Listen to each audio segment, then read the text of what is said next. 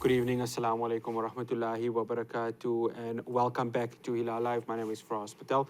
I'd like to thank you, the viewer, for staying with us, and of course, my colleague Luqman Shadrack for taking us through that first part of the show. Now, this weekend, a Veterans League showdown looms as the ANC Veterans League holds its national conference to elect new leaders. Snooky Zikalala, who's the current chairperson, is seen as the favorite to win the post. Joining us now to discuss this is a member of the organization, Omry Makgoale. Mr. Makgoale, good evening, and thank you so much for joining us on Hilaal Live. Good evening to Hilaal TV. No, it's an absolute pleasure. Mr. Makgoale, I want to talk about this conference, of course. I mean, we've seen two different conferences prior to this, of course, the Youth League and just last week, the Women's League conference. I mean, just the importance of this conference as a whole, and of course, the necessity for the Veterans League to still be active within the African National Congress. Yes, I think it's very important that the Veterans League are well organized so that they can be in a position to guide the ANC out of the current storm, rescue it from where it is now. At the moment, the ANC is really sailing in deep waters, and it needs to be rescued. And only the veterans with experience of more than 40 years, in the ANC, can manage to rescue it. So the main problems, of course, of ANC at the moment for all the conferences is accreditation problems. Everywhere it has been accreditation problems. But we hope that the Veterans League will be in a position when it's organized to actually restore the ANC back to its integrity where it's supposed to be. Mr. Makgoale, just yesterday, Snooky Zikalala, who of course the chairperson and really one of the favorites to be the president of the Veterans League, came out and said that the constitution needs to be amended so that rogue elements, and I'm just quoting what he said, rogue elements do not enter the ANC and of course filter it with corruption. Do you see this being a realistic goal with regards to the ANC as a whole? Look, Comrade Snooky might have that wish, but as to whether you can clean the ANC of rogue elements at the moment, I doubt, because you can't just patch people out of the ANC. ANC already at the moment is captured by some of the groups. They are inside the ANC.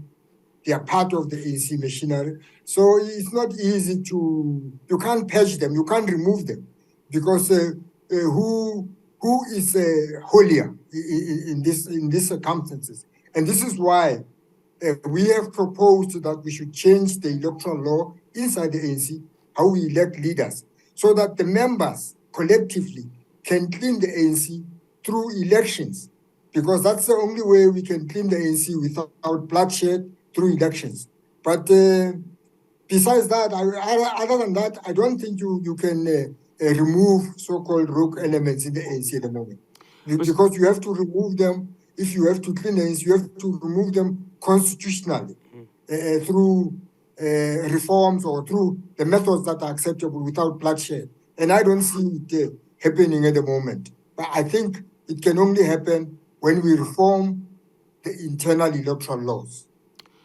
Yesterday during the press conference, Susan Shabangu and, of course, Mr. Zikalala had stressed on one word, and I mean, this is a word that has been reiterated throughout basically all of the ANC conferences from the December right up until now, renewal. I mean, how important is renewal going to be after this weekend when that new leadership is elected for the Veterans League? Yeah, it is important. We hope that the new leadership of the Veterans League will work towards renewing the ANC. And of course, the elections of this leadership will be a step maybe in the right direction, although it's not the best way of electing leaders, because the election method is still the old delegates method. So with the delegates, unfortunately, it's 2% of the delegates that actually attend ANC conferences. And so basically, majority of the veterans are actually not there at that conference. It's only the 2% that is there. And this is why ANC structures are captured by nefarious forces who've got money and they bribe left, right, and center. But with the veterans, we hope they will not be bribed. we hope they are beyond reproach, I would say. Mr. Makgoale, the branches, of course, are going to play once again a huge role. But you mentioned, of course, the electoral system as for which leaders need to be elected in the ANC. I mean, during this conference and, of course, during many meetings which you are always part of, how can that change? How can there be a system where not only is it efficient, but it has an inclusivity of all of the members to make their mark for the leadership that they would want?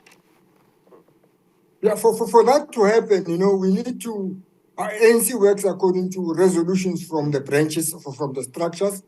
The proposal for one ANC member, one vote for elected leaders has to be adopted by structures, branches, regions, and provinces.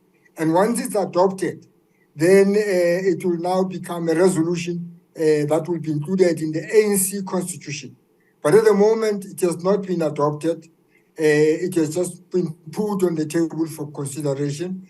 The 55th conference of the ANC in December was supposed to consider it, but they did not maybe have time to consider it. So it's still on the table. But at the moment, with this method of branch delegates, very little will be achieved in terms of cleaning the ANC or rescuing the ANC. So, but we hope that the Veterans League will make a move forward in that direction.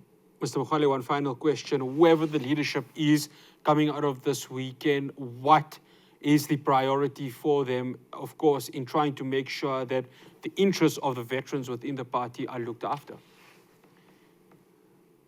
I think the key issue is that to make sure that the ANC is being cleaned, especially the question of corruption inside the ANC and in the state.